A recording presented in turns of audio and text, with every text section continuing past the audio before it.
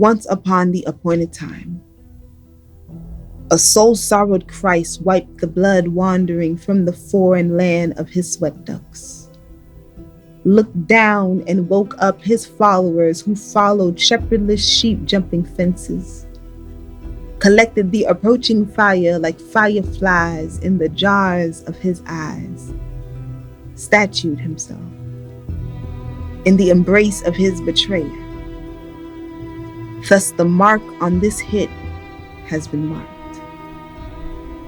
He's now kidnapped and taken away to be stared down by men with bull's eye, a plan crafted by weapon-shaped hearts executed here behind the sun's back because its bright gaze offers little to no shadows for monsters to hide in. Like vampires, they thirst for blood, his blood. It's all their unrighteous wrath craves. Accusations thrown left and right, but none seem to stick.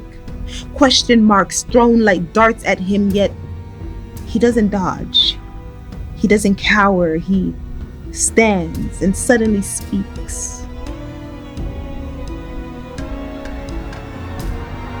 How dare he hit? Who does he think he is, Slap? You're the Christ, huh? Then prophesy, Punch. Who hit you? Who hit you that time? What about this time? Unlike that neglected basket of washed clothes, he is blindfolded as the lightning of their hands strike him. An anomaly. Because hits flash from all directions, but it all seemed to land in the same place over and over and over again, while the thunder of their mockery roars at raging levels.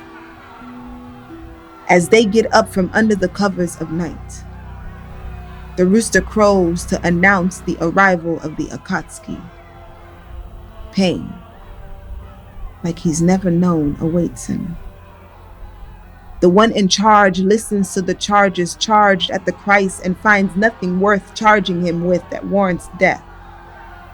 But the people, as young siblings led by their religious elders, pleaded for the life of another to be placed in a restored state, and this Christ to capital punishment. Like a genie, their wish was his concession. The one in charge washed his fingerprints off this kill and reluctantly gave the thumbs up. This Christ, grape-like flesh crushed, bleeding out enough to open a winery. His skin like pages transcribed with the living word being passed through shredders. He's like a car accident. You just can't look away.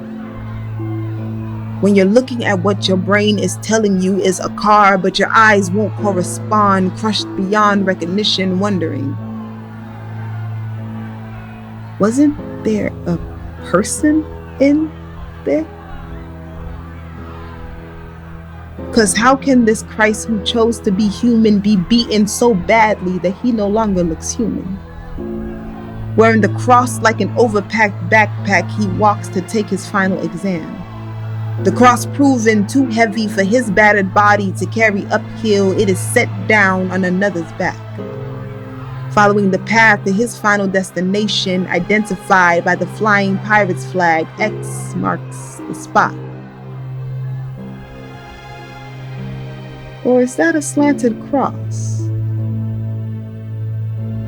He lays across the cross. Nails force holes through his body like a gallery wall, except what's hanging isn't a pretty picture. The Christ who entered into this world naked and covered in blood has once again found himself naked and covered in blood.